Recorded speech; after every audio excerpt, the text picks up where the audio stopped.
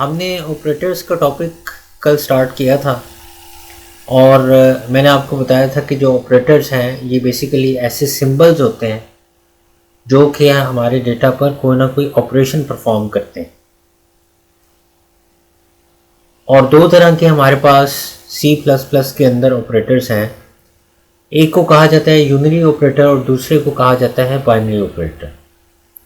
Unary operators वो operators होते हैं जिनको ऑपरेट करने के लिए सिर्फ और सिर्फ एक ऑपरेंड की ज़रूरत होती है। अब ऑपरेंड क्या है, मैंने आपको कल बताया था कि अगर हम एक्सप्रेशन को देखें तो जो हमारा एक्सप्रेशन है उसके अंदर दो चीज़ें होती हैं, एक ऑपरेटर्स होते हैं और दूसरे ऑपरेंड्स होते हैं। ऑपरेटर्स तो बेसिकली सिंबल्स होते हैं जिन्होंने ऑपरेशन परफॉर्म करना होता है, और जो ऑपरेंड्स होते हैं ये वो वैल्यूज़ होती हैं जिन पर ऑपरेशन परफॉर्म किया जाता है। अगर आप इस एक्सप्रेशन में देखें तो ये प्लस का जो ऑपरेटर है बेसिकली ये बाइनरी ऑपरेटर है, और इसको एवेलुएट करने के लिए ज़रूरी है कि हम दो जो वैल्यूज़ इसको दें। एक वैल्यू के साथ हम इसको हल नहीं कर सकते।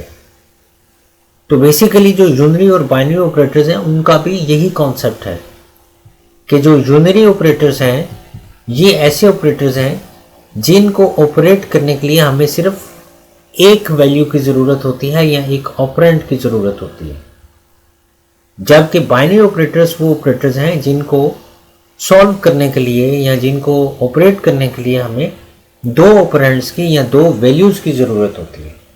मिसाल के तौर पे जैसे मैं कहता हूँ कि अगर आपने प्लस करना है तो आप कहते हैं कि कम से कम दो वैल्यूज़ हों जिनको हम प्लस करना चाहते हैं। एक वैल्यू तो हम प्लस नहीं कर सकते, दो वैल्यूज़ होंगी तो आप एडिशन करेंगे ना। इसका मतलब कि जो प्लस का जो ऑपरेटर है ये कम से कम दो वैल्यूज़ आपसे डिमांड करता है। लाइक जिस तरह से A+B है, तो खाली अगर मैं कहूँ कि A+ तो प्लस नहीं जो वो हो सकता, क्योंकि एक वैल्यू के अंदर दूसरी वैल्यू ऐड होनी चाहिए तो ही प्लस जो वो ऑपरेट होगा, अदरवाइज तो नहीं ऑपरेट होगा। तो वो ऑपरेटर्स जो कि कम से कम दो ऑपरेंड्स की जिनमें ज़रूरत होती है उसको बाइनरी ऑपरेटर कहते हैं, और वो ऑपरेंड्स जो कि सिर्फ एक ऑपरेंड जो वो रिक्वायर करते हैं उनको यूनरी ऑपरेटर का नाम दिया जाता है। और यूनरी ऑपरेटर मैंने आपको बताया था कि माइनस का साइन है, प्लस प्लस है और माइनस माइनस है, जबकि जो बाइनरी ऑपरेटर्स हैं प्लस माइनस मल्टीप्लाई डिवाइड और मॉडुलस ऑपरेटर्स हैं। अब हमने इनकी थोड़ी सी डिटेल करनी है। ये एग्जांपल अगर आप देखें तो आप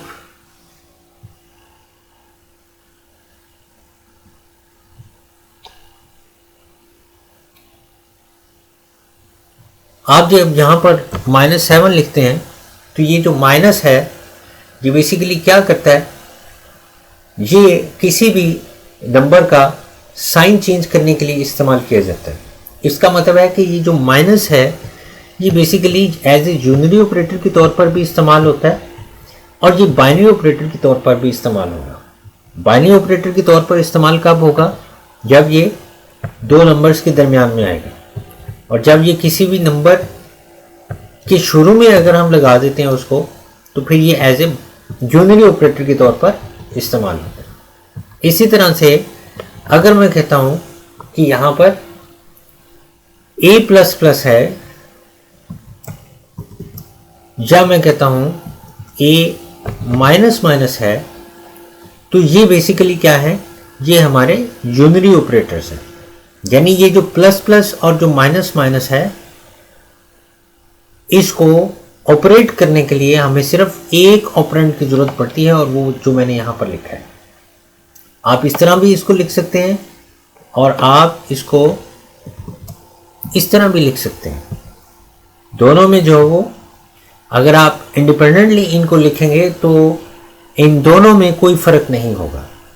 दोनों का जो ऑपरेशन है वो हमें सेम रिजल्ट जो वो जनरेट करके देगा।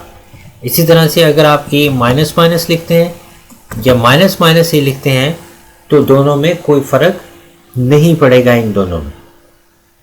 बेसिकली ये जो फॉर्मेट है इसको पोस्ट फिक्स फॉर्मेट का नाम दिया जाता है, और ये जो फॉर्मेट है इसको प्रीफिक्स फॉर्मेट का नाम दिया जाता है। प्रीफिक्स कहते हैं कि जब आप किसी भी वेरिएबल से पहले ऑपरेटर लगा लें, और ये है पोस्ट फिक्स कि जब आप किसी वेरिएबल के बाद ऑपरेटर यूज करते हैं। तो इन दोनों के फॉर्मेट्स आगे एग्जांपल्स के साथ जो वो आएंगे आपको उसका पता चल जाएगा। और जो बाइनरी ऑपरेटर्स हैं उसके लिए तो कम से कम जो वो आपको 2 ऑपरेंड्स की ज़रूरत पड़ती है। ए मल्टीप्लाई बी हो गया, ए डिवाइडेड बाई बी हो गया। तो देखें यहाँ पर जितने भी सिंबल्स हैं वो सारे के सारे बेसिकली जितने भी हैं वो सारे के सारे 2 कम से कम जो वो ऑपरेंड्स की इनमें जो वो हमें ज़रूरत पड़ती है। ये क्वेश्चन एक आया है कि ए प्लस हो सकता है कि नहीं हो सकता, तो ये बिल्कुल गलत है। ए प्लस नहीं आप लिख सकते। हमने कभी मैथमेटिकल एक्सप्रेशन के अंदर कभी हमने ए प्लस तो नहीं लिखा ना हमने कभी जो वो ए माइनस लिखा है। ये इनकम्प्लीट जो हो आपका एक्सप्रेशन है कि आप जब किसी भी वेरिएबल के बाद कोई ऑपरेटर देते हैं तो वो ऑपरेटर ऐसे तो सॉल्व नहीं होता, क्योंकि इसको सॉल्व करने के लिए जब तक दूसरा ऑपरेंड नहीं होगा तो ये ऑपरेटर भी सॉल्व नहीं हो सकेगा।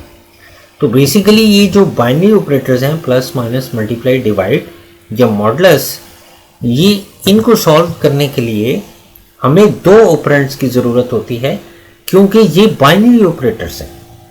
तो ये 2 ऑपरेंड्स के बगैर ये सॉल्वेबल नहीं है। हाँ, ये जो प्लस प्लस और जो माइनस माइनस है ये ज़रूर जो वो यूनियन ऑपरेटर हैं, इनको आप जो वो इस तरह से लिख सकते हैं। लेकिन ये जो आपके बाइनरी ऑपरेटर्स हैं इनको आप इस तरह से ए प्लस जो वो नहीं लिख सकते। ये आपका इनकम्प्लीट एक्सप्रेशन होता है। जी समझ आ गई आपको अभी यूनियन ऑपरेटर और बाइनरी ऑपरेटर की। अगर कोई क्वेश्चन आए तो आप पूछ सकते हैं मेरे से।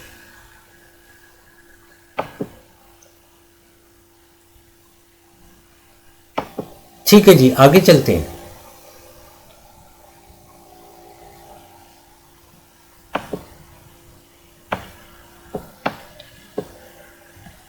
अब सबसे पहले बाइनरी ऑपरेटर्स की तरफ जो वो आते हैं, प्लस माइनस मल्टीप्लाई डिवाइड और मॉडुलस।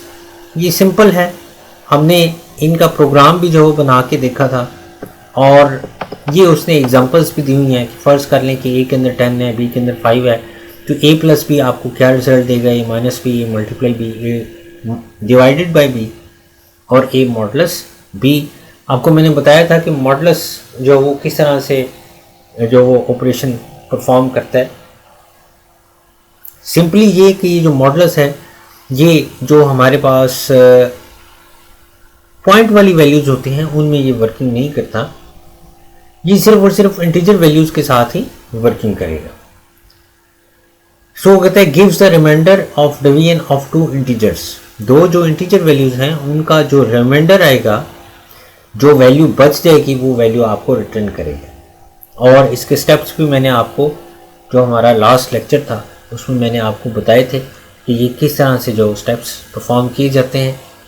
इन शॉर्ट आप कह सकते हैं कि जब आप इसको डिवाइड करते हैं तो डिवाइड करने के बाद जो वैल्यू बचती है वही रिमाइंडर होता है। लेकिन मैंने आपको वो स्टेप्स करके दिखाए थे कि अगर जो डिविजिबल वैल्यू है या जो डिविडेंड है अगर वो छोटा होता है तो फिर जो किस तरह से जो रिमाइंडर कैलकुलेट किया जाएगा वो मैंने स्टेप्स आपको बताए थे, 2-3 स्टेप्स थे। बहरहाल यहाँ पर वो कहता है कि 3 मॉडुलस 5 वो कहता है कि अगर ये एक्सप्रेशन होता है तो फिर उस एक्सप्रेशन के अंदर क्या जो परफॉर्म किया जाएगा। वो कहता है इज़ नॉट डिविजिबल बाय 5, कि ये जो आप जो 3 है ये 5 के साथ जो डिविजिबल नहीं है, तो इसका रिजल्ट जो हो 3 आएगा। वो 3 किस तरह से आता है मैंने आपको ये 3 स्टेप्स मैंने बताए थे, उन स्टेप्स को आप जो वो रिवाइज कर लीजिएगा। वो स्टेप्स क्या थे, एक तकरीबन 15 से 20 मिनट का लेक्चर मैंने आपको दिया था, जिसमें ये मैंने चीज़ें जो वो एक्सप्लेन की थी कि ये किस तरह से जो वो 3 रिजल्ट इसका आता है। बहरहाल इन शॉर्ट अगर आप वो स्टेप नहीं भी याद रखना चाहते, आप अगर इन शॉर्ट जो वो याद रखना चाहते हैं, तो फिर इसका मतलब है कि जो स्मॉल जो वैल्यू है अगर आप उसको डिवाइड कर रहे हैं तो फिर जवाब जो वो जो स्मॉलेस्ट वैल्यू है वही जवाब आएगा। जिस तरह से 0 मॉडुलस 5 किया गया तो जवाब 0 आया, इसी तरह से 3 मॉडुलस 5 किया गया तो जवाब 3 आएगा। लेकिन अगर जो डिविजिबल वैल्यू है वो अगर ज़्यादा बड़ी होती है तो जवाब जो है वो स्मॉलेस्ट वैल्यू की फॉर्म के अंदर ही आएगा, और अगर ये वैल्यू जो हो ज़्यादा बड़ी होती है और ये वैल्यू स्मॉल होती है तो फिर जो वैल्यू बच जाएगी, जो रिमाइंडर होगा, वो फिर आपका मॉडुलस के अंदर जो जवाब होता है। उसके बाद हमारे पास असाइनमेंट स्टेटमेंट है। असाइनमेंट स्टेटमेंट क्या होती है? असाइनमेंट स्टेटमेंट कहा जाता है कि ये जो वेरिएबल को हम कोई भी वैल्यू असाइन करते हैं उसको असाइनमेंट स्टेटमेंट का नाम दिया जाता है। हमने ये असाइनमेंट स्टेटमेंट अपने प्रोग्राम के अंदर जो परफॉर्म भी करके देखे थे कि हमने एक इंटीजर वेरिएबल ले लिया इंट a और फिर a इक्वल टू 100। तो ये जो a इक्वल टू 100 बेसिकली आप करते हैं, इसको असाइनमेंट स्टेटमेंट का नाम दिया जाता है। आप ये परफॉर्म कर चुके हैं, बस थोड़ी सी टर्मिनोलॉजीज जो वो आपको बतानी थी। इसमें और थोड़ा सा आर वैल्यू और एल वैल्यू का जो है वो यहाँ पर उसने थोड़ा सा एक्सप्लेन किया हुआ है। वो कहता है कि एल वैल्यू बेसिकली ये लेफ़्ट साइड पर जो आपकी वैल्यू होती है उसको कहा जाता है, आर वैल्यू ये जो राइट साइड पर जो वैल्यू होती है उसको कहा जाता है। तो वो कहता है कि इक्वल साइन के राइट साइड पे जो लिखा जाता है उसको आर वैल्यू कहते हैं, और इक्वल साइड इक्वल जो ऑपरेटर है उसके लेफ्ट साइड पे जो लिखा जाता है उसको एल वैल्यू का नाम दिया जाता है। सो वो कहता है कि इसी तरह से जो हमारा एक्सप्रेशन होता है इसमें जो वेरिएबल होता है वो हम लेफ्ट साइड पर लिखते हैं और उसको जो वैल्यू असाइन करते हैं वो राइट साइड पर लिखते हैं, यानी a इक्वल टू 100। तो ये वो कहता है कि अगर x इक्वल टू 5 आप लिखते हैं तो ये एक वैलिड एक्सप्रेशन है।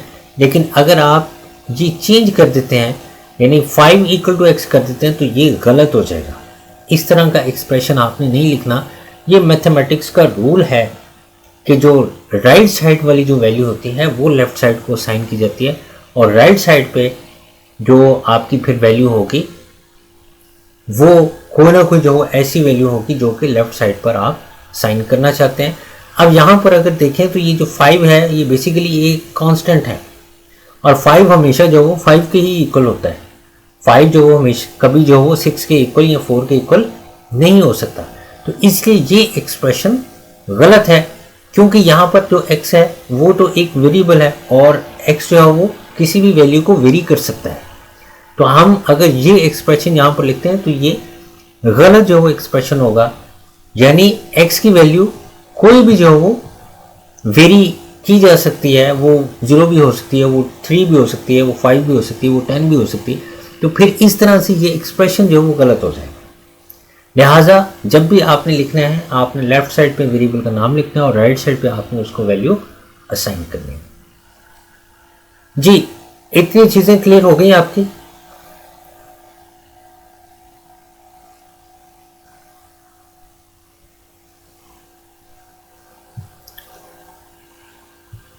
उसके बाद हमारे पास ये एक छोटा सा प्रोग्राम है जिसके अंदर वो प्लस माइनस मल्टीप्लाई और डिवाइड और मॉडुलस कैलकुलेट करके दिखा रहा है आपको।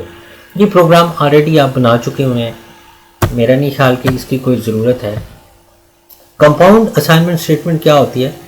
कंपाउंड असाइनमेंट स्टेटमेंट कहते हैं कि जब आप एक से ज़्यादा वेरिएबल्स को एक वैल्यू असाइन कर देते हैं। मिसाल के तौर पे जैसे आप कहते हैं कि a equal to B equal to 10, तो इसका मतलब है a में भी 10 स्टोर हो जाए और b के अंदर भी 10 स्टोर हो जाए। इसी तरह से x equal to Y equal to Z equal to 100, तो 100 इन तीनों के अंदर स्टोर होगा। तो जब हम देखें सिंगल, अगर हम यहाँ पर लिखते हैं a इक्वल टू 10 तो वो तो सिंपल असाइनमेंट स्टेटमेंट है। अगर हम a equal to B equal to 10 लिख देते हैं तो फिर ये कंपाउंड असाइनमेंट स्टेटमेंट कहलाती है। कंपाउंड का मतलब ये होता है कि ग्रुप, एक से ज़्यादा वेरिएबल्स का आप ग्रुप जो वो बना देते हैं और उन सारों को जो आप एक वैल्यू असाइन कर देते हैं, उसको कंपाउंड असाइनमेंट स्टेटमेंट का नाम दिया जाता है। तो ज़रूरत पड़ने पे हम ये भी जो है वो परफॉर्म कर सकते हैं। अगर हमने एक से ज़ायद वेरिएबल्स को एक ही वैल्यू सेट करनी है तो हम एक ही लाइन के अंदर उन तमाम वेरिएबल्स को ये वैल्यू असाइन कर सकते हैं। उसके बाद कंपाउंड असाइनमेंट ऑपरेटर क्या होता है? कंपाउंड असाइनमेंट ऑपरेटर क्या होता है? वो कहता है कि जब वेरिएबल के साथ हम ऑपरेटर को लिखते हैं और फिर इक्वल को जो बीच में इंक्लूड कर लेते हैं, वो कहता है compound assignment operator that combine the assignment operator with arithmetic operator.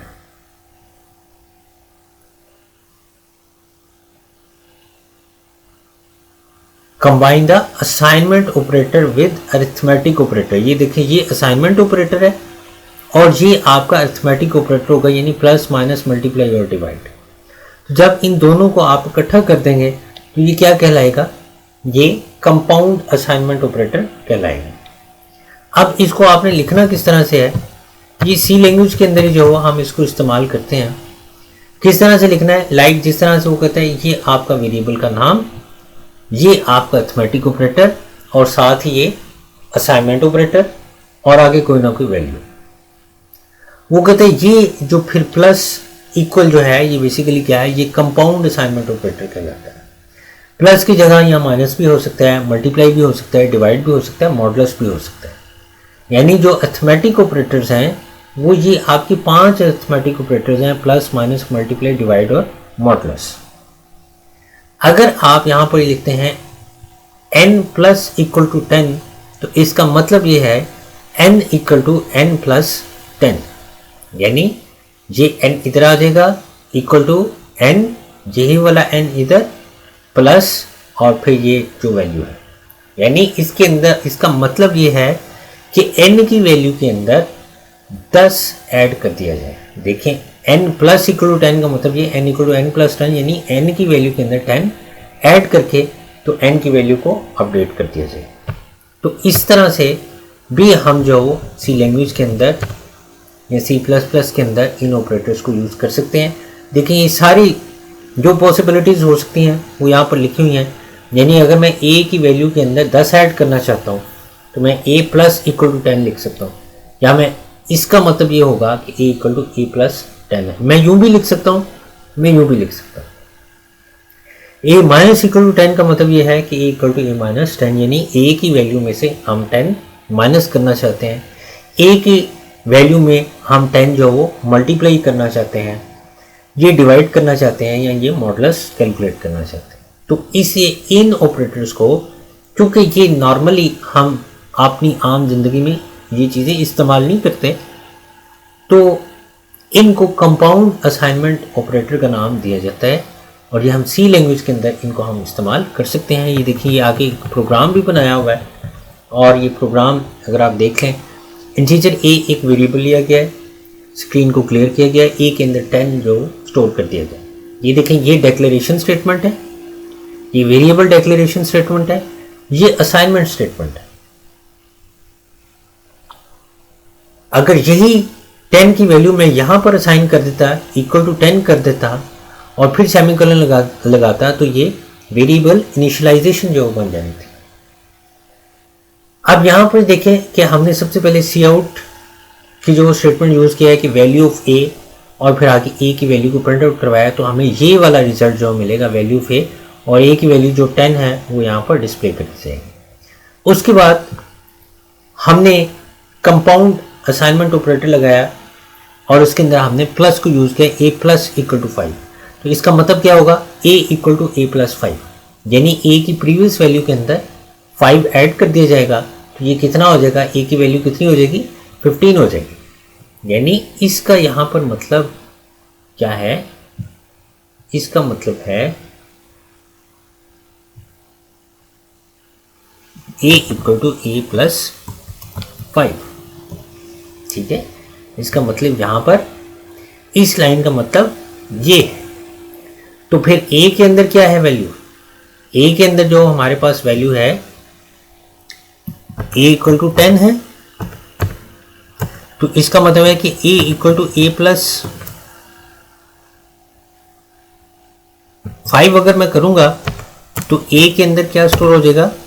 ए के अंदर पहले ही 10 स्टोर है और +5 तो क्या स्टोर हो जाएगा, 15 स्टोर हो जाएगा। तो ये देखें यहाँ पर ये उसने हमें जो रिजल्ट दिया है, इस लाइन को एग्जीक्यूट करने के बाद हमने दोबारा एक ही वैल्यू को प्रिंट आउट किया है, तो उसने हमें यहाँ पर 15 जो रिजल्ट जनरेट करके दिया। अब ए की वैल्यू क्या हो गई है, 15 हो गई है। तो मैं अगर यहाँ पर अगली स्टेटमेंट में a माइनस इक्वल टू 5 करता हूँ, जिसका मतलब ये है a equal to a minus 5, तो a की वैल्यू क्या है, 15 है, -5 करूँगा तो क्या जवाब आ जाएगा, 10 आ जाएगा। तो इसका मतलब कि इससे जो अगली स्टेटमेंट है वो मुझे 10 वाली मिलेगी। तो देखिए a माइनस इक्वल टू 5 के बाद हमें क्या उसने रिटर्न किया है, यानी 15 में से 5 माइनस करके तो 10 जवाब आ। फिर उसके बाद a मल्टीप्लाई इक्वल टू 2 का मतलब क्या है कि a की जो वैल्यू है वो इस वक्त 10 है, तो इसको 2 से मल्टीप्लाई कर दिया जाए, यानी a equal to a multiply 2 है।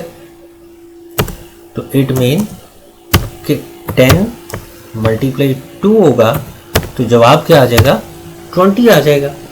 और इसी तरह से फिर आगे जो वो डिवाइड का ऑपरेटर यूज किया गया कि 20 है तो 20 a डिवाइड इक्वल टू 2 का मतलब है a equal to a divided by 2, तो 20 डिवाइड बाय 2 होगा तो जवाब 10 आ जाएगा। और इसी तरह से फिर a मॉडुलस इक्वल टू 2 का मतलब ये कि a equal to a modulus 2, तो a के अंदर 10 स्टोर है, तो 2 को जब आप 10 पे डिवाइड करेंगे तो रिमाइंडर 0 आएगा। तो ये इस तरह से जवाब आपके कैलकुलेट हो जाएगा।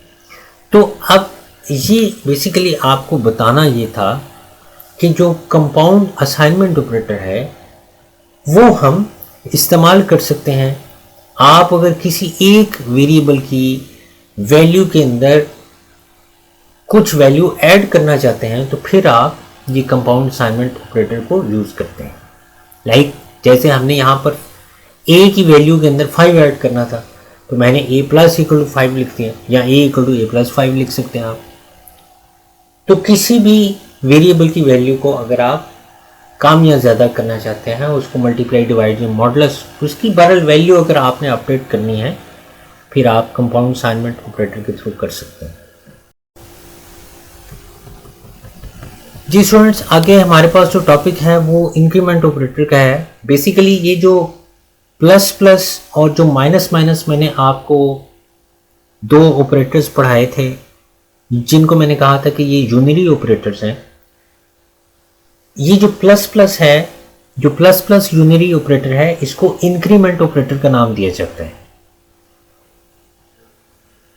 इंक्रीमेंट ऑपरेटर क्या करता है? Increment operator is used to increase the value of a variable by 1, कि वेरिएबल की वैल्यू के अंदर 1 इंक्रीज करता है, और इसको प्लस प्लस का नाम दिया जाता है। ये जो प्लस प्लस है ये इसको इंक्रीमेंट ऑपरेटर कहते हैं, और ये यूनिरी ऑपरेटर है। इसको लिखने के लिए हमें सिर्फ एक ऑपरेंड की जरूरत पड़ती है, हम दो ऑपरेंड्स इसके अंदर नहीं लिख सकते। मिसाल के तौर पे जैसे वो कहता है कि a प्लस प्लस या x प्लस प्लस का मतलब ये होगा कि a equal to a plus 1, या x प्लस प्लस का मतलब ये होगा x equal to x plus 1, यानी x की वैल्यू में 1 ऐड कर दिया जाए या a की वैल्यू के अंदर 1 ऐड कर दिया जाए। अब अगर आप कहते हैं कि 10 प्लस प्लस, तो ये एक वैलिड स्टेटमेंट नहीं है। वो वैलिड क्यों नहीं है? देखिए, मैंने आपको कहा कि a प्लस प्लस का मतलब ये है a equal to a plus 1, और इसका मतलब कि अगर मैं यहां पर लिखूं 10 प्लस प्लस, तो इसका मतलब फिर क्या होगा? 10 इक्वल्स टू 10 प्लस 1, तो ये तो स्टेटमेंट गलत हो जाएगी। 10 इक्वल्स टू, इस तरफ अगर आप देखें तो ये फिर 10 में 1 ऐड होगा तो क्या बन जाएगा? 11। तो आप 10 11 के इक्वल तो नहीं होता। तो इसलिए यहां पर लिखा गया कि अगर आप किसी कांस्टेंट को यहां पर लिखते हैं तो वो कांस्टेंट जो वो इनवैलिड होगा। वेरिएबल जरूर जो वो हो सकते हैं, क्योंकि वेरिएबल की वैल्यू तो अपडेट होनी है।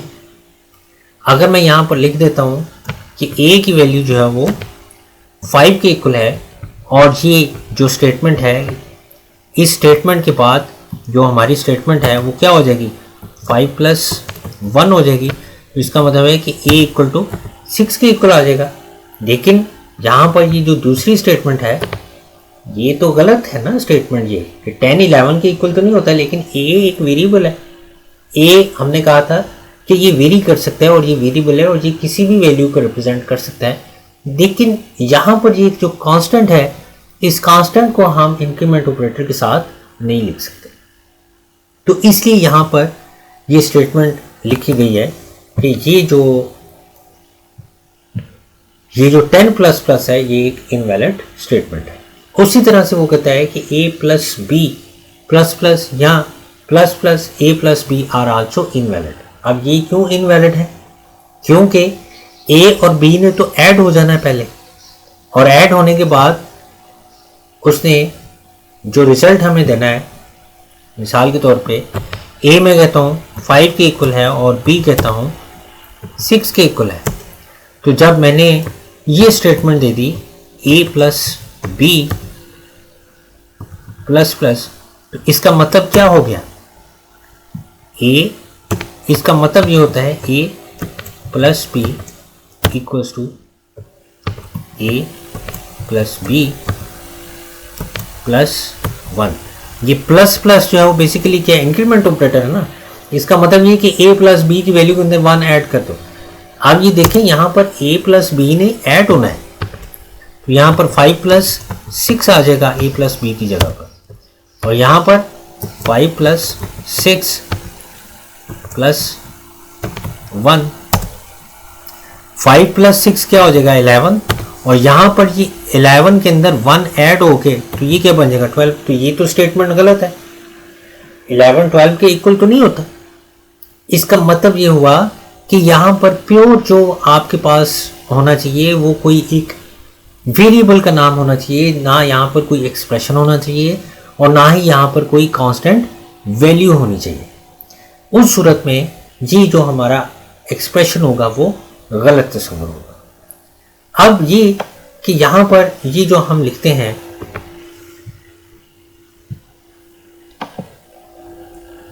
x++ और ++x, वो कहते हैं दो इसके फॉर्मेट्स हैं, एक को प्रीफिक्स फॉर्म कहा जाता है, एक को पोस्टफिक्स फॉर्म कहा जाता है।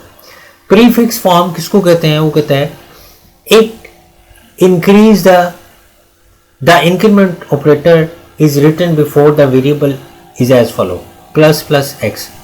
above line increments the value of a variable y by 1, यानी y जो हमारे पास वेरिएबल है इसके अंदर क्या होगा 1 इंक्रीज होगा। और अगर आप वेरिएबल नेम से बाद में जो आप अगर ऑपरेटर लिखते हैं फिर इसको पोस्ट फिक्स का नाम दिया जाता है। और पोस्ट फिक्स का मतलब ये होता है कि जो हमारा वेरिएबल है इसके अंदर 1 वैल्यू इंक्रीज की जाएगी। देखें दोनों स्टेटमेंट्स में यही लिखा हुआ है कि ये जो हमारे पास एक्सप्रेशन है इसमें y के अंदर वैल्यू 1 इंक्रीज की जाएगी, इसके अंदर भी y के अंदर 1 वैल्यू इंक्रीज कर दी जाएगी। तो अगर आप इंडिपेंडेंटली इनको यूज करेंगे तो इसका कोई जो हो इसके अंदर कोई डिफरेंस नहीं है, ठीक है। ये डिफरेंस कोई जो हो आपको यहां पर नजर नहीं आएगा इंडिपेंडेंटली अगर आप यूज करते हैं। आप इस एग्जांपल को पहले देखें, फिर उसके बाद मैं आपको बताता हूं कि डिफरेंस कहां पर आएगा। देखें हमने यहां पर 4 वेरिएबल्स लिए हैं a, b, x और y, और ये हमारे पास जो वेरिएबल डिक्लेरेशन स्टेटमेंट है और ये जो स्टेटमेंट है ये कंपाउंड असाइनमेंट स्टेटमेंट है। हमने इन चारों वेरिएबल्स को 0 के साथ जो असाइन कर दिया कि a के अंदर भी 0 हो जाए, b के अंदर भी 0, x के अंदर भी 0 और y के अंदर भी 0 स्टोर हो।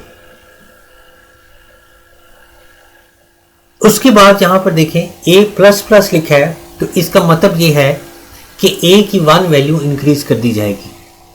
a की प्रीवियस वैल्यू थी 0 और a++ करने के बाद क्या होगा, 0 के अंदर 1 ऐड किया जाएगा और a की वैल्यू 1 कर दी जाएगी। उसके बाद हमने क्या कहा, b इक्वल टू a, तो a की वो जो 1 वैल्यू है वो किसके अंदर स्टोर होगी, b के अंदर स्टोर हो गई। फिर उसके बाद हमने यहां पर लिखा है प्लस प्लस एक्स। अब x प्लस प्लस लिख लें या प्लस प्लस एक्स लिख लें, दोनों सूरतों में 1 ही ऐड होना है। जहां भी x की वैल्यू 1 कर दी गई, x की वैल्यू 0 थी और वो जो 1 था वो 1 हमने यहाँ पर लिखा y इक्वल टू एक्स, तो वो जो 1 था वो y के अंदर स्टोर कर दिया गया। और फिर a, b और x और y की वैल्यूज़ को प्रिंट आउट किया है, तो देखें चारों की वैल्यू जो है वो 1 ही जो है वो आपको नजर आई है। इसलिए ये बात याद रखें कि अगर आप इनको इंडिपेंडेंटली यूज़ करते हैं a प्लस प्लस और प्लस प्लस एक्स को, तो इनमें कोई फ़र्क नहीं है।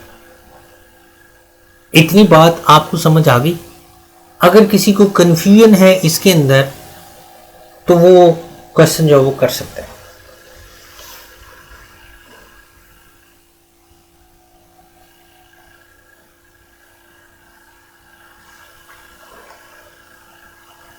अच्छा जी, अब आते हैं कि डिफरेंस कहां पर आता है।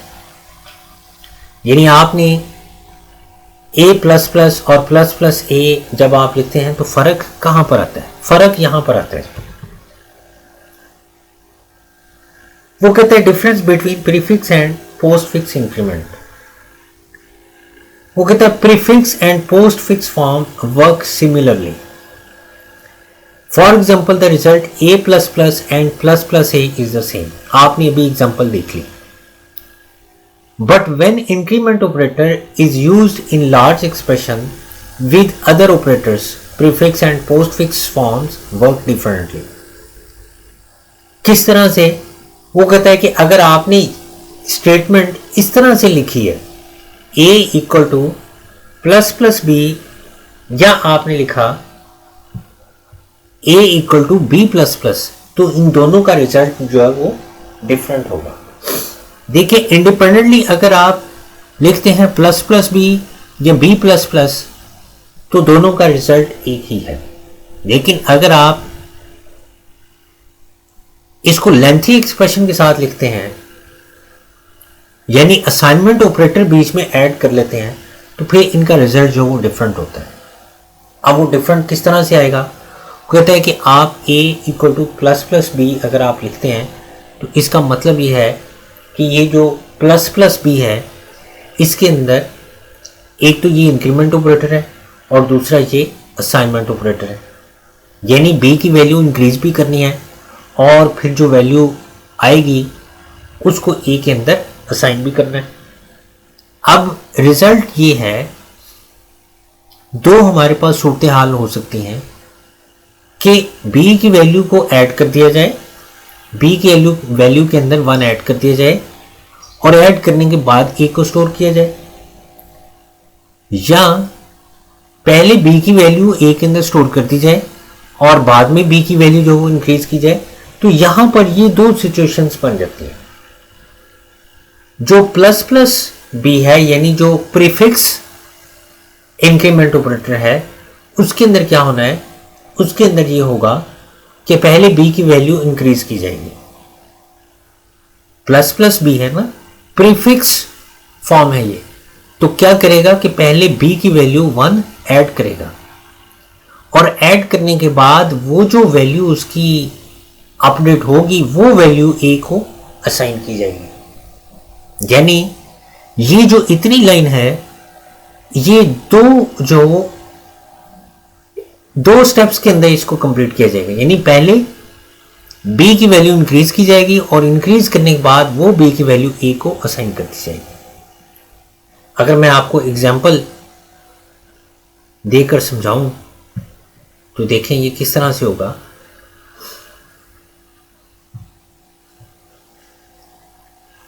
अगर मैं कहता हूं कि b इक्वल टू 5k है और हमने यहां पर लिखा a equal to plus plus B,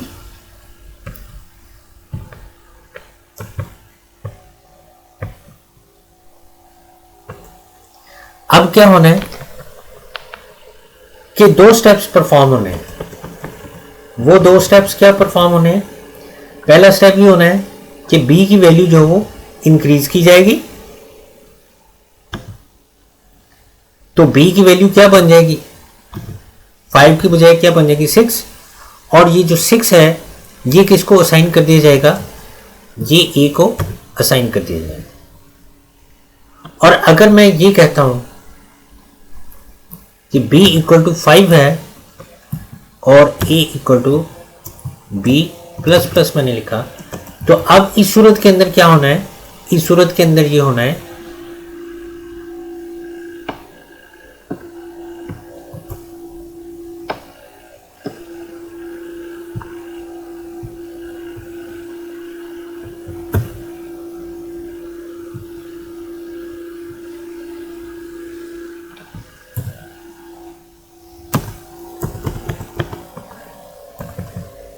इस सूरत के अंदर पहले a के अंदर वैल्यू जो b की वैल्यू है पहले वो असाइन की जाएगी और उसके बाद b की वैल्यू को इंक्रीज किया जाएगा।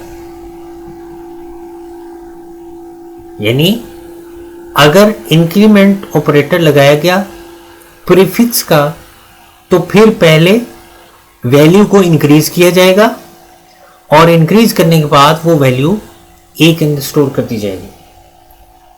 और अगर आपने लगाया है पोस्ट फिक्स ऑपरेटर तो फिर वो क्या करेगा कि पहले बी की वैल्यू जो है उसको ए के अंदर स्टोर करेगा और बाद में बी की वैल्यू को 1 इंक्रीज करेगा। ये देखें, ये यहां पर ये स्टेप्स किए गए।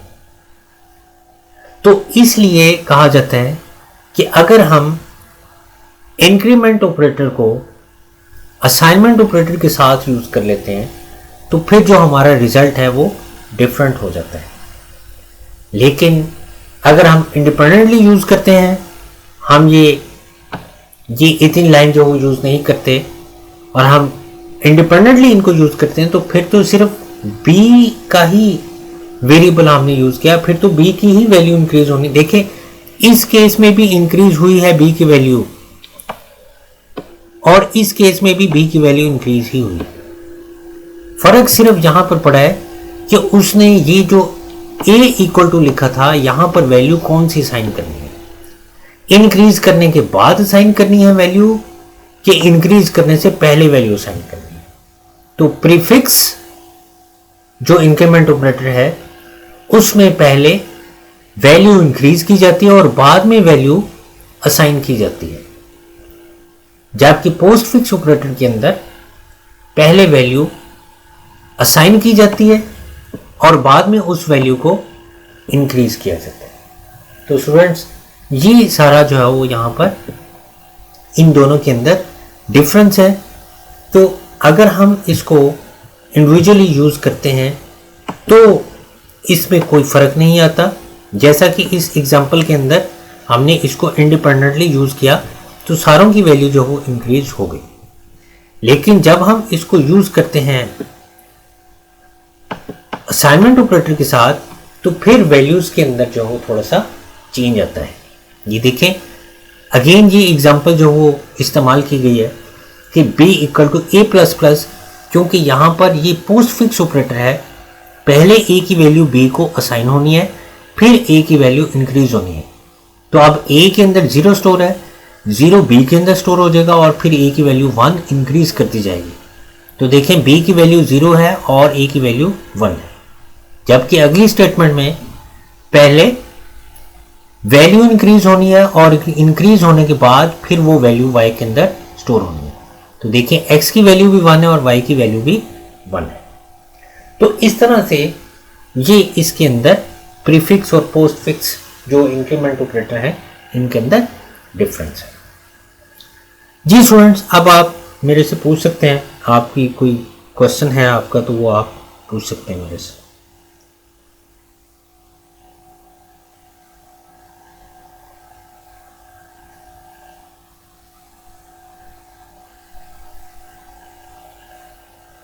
जी सबको समझ आ गई है, कोई क्वेश्चन नहीं है?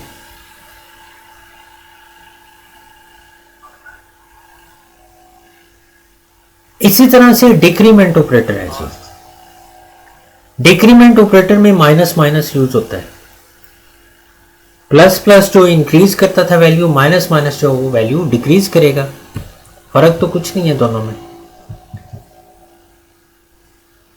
तो ये देखें यहाँ पर ए माइनस माइनस यूज किया है, तो उसने क्या कर दिया है, उसने वैल्यू माइनस कर दी, यानी हमने जीरो साइन किया था तो zero A equal to A minus one कर दिया। तो जीरो माइनस वन, तो ए के अंदर क्या स्टोर हो गया, माइनस वन स्टोर हो गया।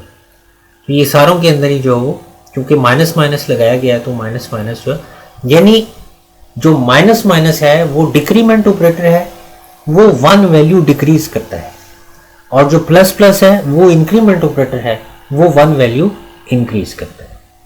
बाकी जो ऑपरेशन था दोनों का वो सेम है कि जो प्रीफिक्स फॉर्म है या जो पोस्ट फिक्स फॉर्म है, अगर प्रीफिक्स फॉर्म भी आप यहाँ पर यूज कर लेते हैं तो पहले वैल्यू उसने असाइन करनी है, फिर वैल्यू उसने डिक्रीज करनी है। तो देखिए यहाँ पर बी के अंदर वैल्यू जीरो है और ए के अंदर वैल्यू माइनस वन है। वो इसीलिए है कि हमने चारों वेरिएबल्स को जीरो साइन किया, और जीरो साइन करने के बाद वो वैल्यू जो है वो पहले बी के अंदर स्टोर कर दी गई, और फिर वैल्यू जो है वो जीरो में से वन माइनस की, तो यहाँ पर माइनस वन आ गया।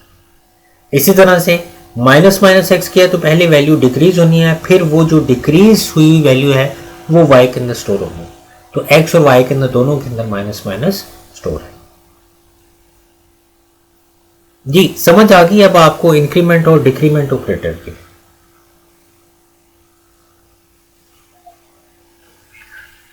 उसके बाद बड़ा आसान सा ये हमारे पास टॉपिक है, इसको ऑपरेटर प्रेसिडेंसी का नाम दिया जाता है, इसको ऑर्डर ऑफ ऑपरेटर का नाम भी दिया जाता है। बेसिकली ऑपरेटर प्रेसिडेंसी कहते हैं कि वो ऑर्डर जिसके तहत हमारे ऑपरेटर्स सॉल्व किए जाएंगे, यानी एक एक्सप्रेशन के अंदर अगर एक से ज़्यादा अरिथमेटिक ऑपरेटर्स आ जाते हैं, plus minus multiply divide modulus, तो फिर पहले किस ऑपरेटर को हल किया जाएगा, इसको ऑपरेटर प्रेसिडेंसी का नाम दिया जाता है। ये प्री डिफाइन है, और कंप्यूटर जो है वो जो सी लैंग्वेज का जो कंपाइलर है या जो इसके अंदर कैलकुलेशन मैकेनिज्म है, वो इस ऑर्डर को जो वो सामने रखता है। वो ऑर्डर क्या है कि सबसे जो पहला ऑर्डर है वो पैरेंथेसिस का है, यानी वो जो स्मॉल ब्रैकेट्स हैं सबसे पहले वो सॉल्व होंगे, फिर उसके बाद मल्टीप्लिकेशन और डिवीजन को सॉल्व किया जाता है, उसके बाद प्लस और माइनस को सॉल्व किया जाता है। अगर पैरेंथेसिस के अंदर उसकी और इनर पैरेंथेसिस हैं तो फिर पहले उनको सॉल्व किया जाएगा। इसकी एक एग्जांपल देखते हैं। मिसाल के तौर पे अगर आप कोई इस तरह का एक्सप्रेशन सी लैंग्वेज को पास कर देते हैं तो आपको जवाब 93 मिलना है। किस तरह से कि उसने पहले ये जो इनर आपकी पैरेंथेसिस हैं पहले इनको सॉल्व करना है, फिर उसके बाद जो आउटर पैरेंथेसिस हैं फिर इनको सॉल्व करना है, फिर उसके बाद उसने मल्टीप्लिकेशन और डिवीजन, मैंने आपको बताया था ना कि मल्टीप्लिकेशन और डिवीजन का ऑर्डर पहले है, प्लस और माइनस का ऑर्डर बाद में है। तो मल्टीप्लाई पहले होगा और उसके बाद जो वो एडिशन होगा। अगर मल्टीप्लाई यहां पर होने के बजाय यहां पर भी होता और यहां पर प्लस होता तो पहले ये मल्टीप्लिकेशन होनी थी, उसका जो रिजल्ट आना था वो इसके अंदर एडिशन होना था। तो इसको प्रेसिडेंसी, ऑपरेटर प्रेसिडेंसी का नाम दिया जाता है। कभी कभार इस तरह का कोई क्वेश्चन आ जाता है कि इसका जवाब क्या होगा, 3-4 चॉइसेस होती हैं, और अगर आपको ये ऑपरेटर प्रेसिडेंसी याद है कि किस तरह से जो ये सॉल्व होना है तो फिर आप उसका करेक्ट आंसर जो वो ले सकते हैं। उसके बाद ये जो एसोसिएटिविटी है इसको आप बेशक जो वो छोड़ दें, आप इस एक्सप्रेशन को देख लें कि अगर ये आपके पास एक्सप्रेशन है इसमें देखें कि मल्टीप्लाई भी है और डिवाइड भी है, तो पहले मल्टीप्लाई होना है, जो जवाब आएगा वो फिर 5 के साथ डिवाइड होगा, क्योंकि मल्टीप्लाई और डिवाइड का ऑर्डर जो है वो सेम है। यहाँ पर एसोसिएटिविटी में वो यही बता रहा है कि अगर दो सेम ऑर्डर के ऑपरेटर्स आ जाते हैं तो फिर पहले कौन सा ऑपरेटर जो वो हल किया जाएगा।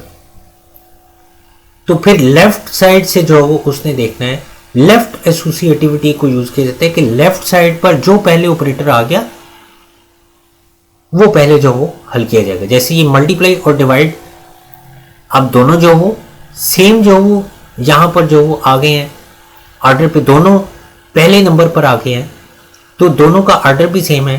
तो लेफ्ट साइड पे चूंकि पहले मल्टीप्लाई आ गया, इसलिए मल्टीप्लाई पहले हो गई, फिर जो रिजल्ट आएगा वो डिवाइड बाद में होगा। उसके बाद फिर जो इसका जवाब आएगा उसमें देखिए अब माइनस पहले है और प्लस बाद में, इन दोनों का ऑर्डर सेम है, तो पहले माइनस होगा -2 और फिर जो जवाब आएगा उसके अंदर 30 ऐड हो जाएगा। तो ये उसने ये सारा जो यहाँ पर करके आपको दिखाया है कि पहले ये इन दोनों का रिजल्ट आया, फिर डिवाइड हुआ, फिर ये यहाँ पर माइनस हुआ और फिर माइनस होने के बाद ये जवाब आपके पास यहाँ पर आ।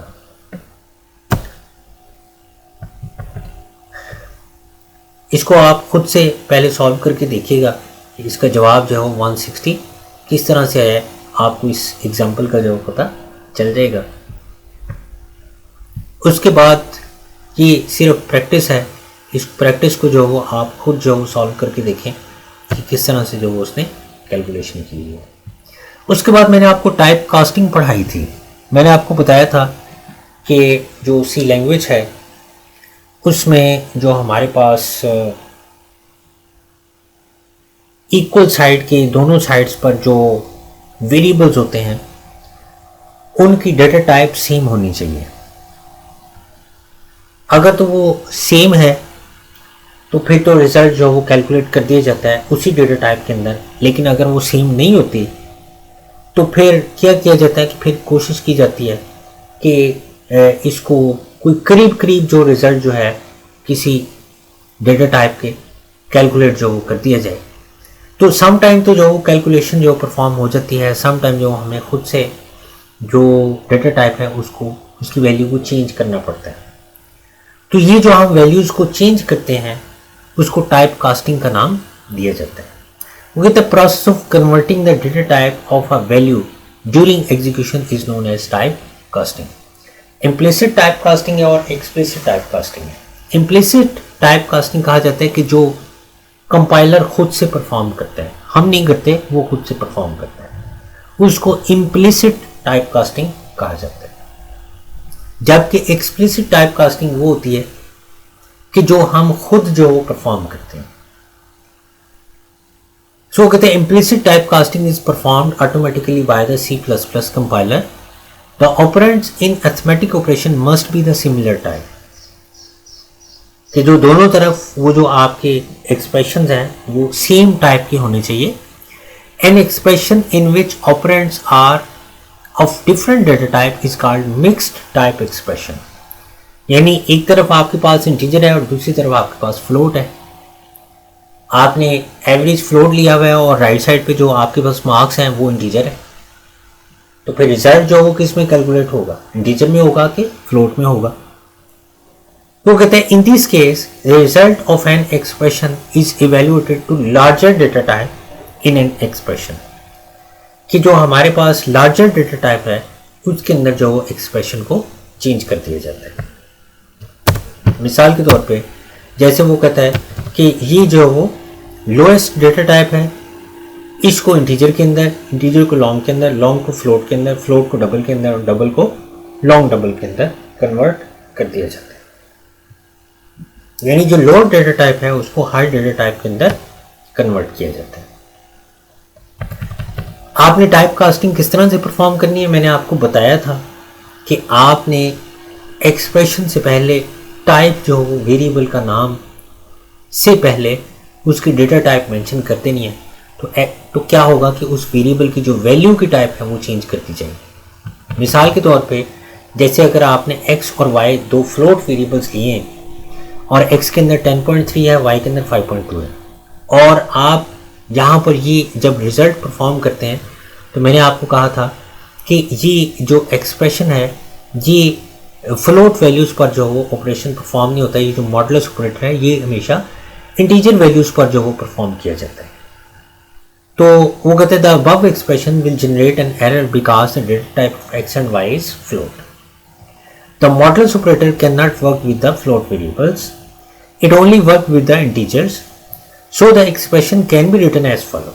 हमें पहले इन वैल्यूज को इंटीजर में कन्वर्ट करना है, यही टाइप कास्टिंग करनी है, फिर हम इसको परफॉर्म कर सकते हैं।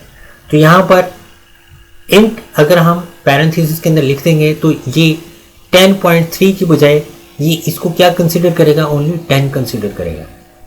और y से पहले अगर हम इंट लिख देते हैं तो 5.2 को क्या कंसिडर करेगा, ओनली 5। तो 10 मॉडुलस 5, तो उसका रिजल्ट जो वो आपको 0 जो वो यहाँ पर रिटर्न किया जाए इस तरह से। तो जहाँ पर हमें ज़रूरत होती है वहाँ पर हम टाइप कास्टिंग जो परफॉर्म कर लेते हैं।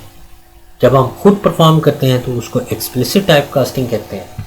अगर कंपाइलर खुद से करता है तो फिर वो उसको एक इम्प्लिसिट टाइप कास्टिंग का नाम देता है। और जो लास्ट टॉपिक है हमारा वो कमेंट्स का है। मेरे ख्याल में शायद मैंने आपको बताया था कि किसी भी लाइन के शुरू में अगर आप ये 2 स्लैशेस अगर आप लगा देते हैं तो फिर ये जो है ये वो पूरी की पूरी लाइन जो वो कमेंट्स की फॉर्म के अंदर बन जाती है। जिस तरह आपने HTML के अंदर कमेंट्स यूज़ किए थे, इस तरह अगर आपने मल्टी लाइन कमेंट्स देने हैं, मिसाल के तौर पे आप कहते हैं कि ये 3-4 लाइनें हैं, इनको कमेंट्स की फॉर्म के अंदर कन्वर्ट करना चाहता हूँ, तो हर लाइन के शुरू में अगर आप या तो डबल ये जो बैक स्लैश है वो आप लगा दें, या फिर ये है कि आप बैक स्लैश स्टार लगाएं और जितनी लाइंस आप कमेंट्स की फॉर्म में रखना चाहते हैं उतनी लाइंस के बाद स्टार और बैक स्लैश लगा दें। तो इसके दरमियान जितनी लाइंस होंगी वो सारी कमेंट्स की फॉर्म के अंदर बन जाएंगी। वो लिखी तो होंगी लेकिन कंपाइलर उनको इग्नोर कर देगा। तो कमेंट स्टेटमेंट बेसिकली वो स्टेटमेंट्स होती हैं जिनको कंपाइलर इग्नोर कर देता है और इनका जो कोड है ऑब्जेक्ट कोड वो जनरेट नहीं करता। हम जब चाहते हैं हम ये लाइनें हटा देते हैं और वो जो कोड है वो हमारे प्रोग्राम का हिस्सा बन जाता है।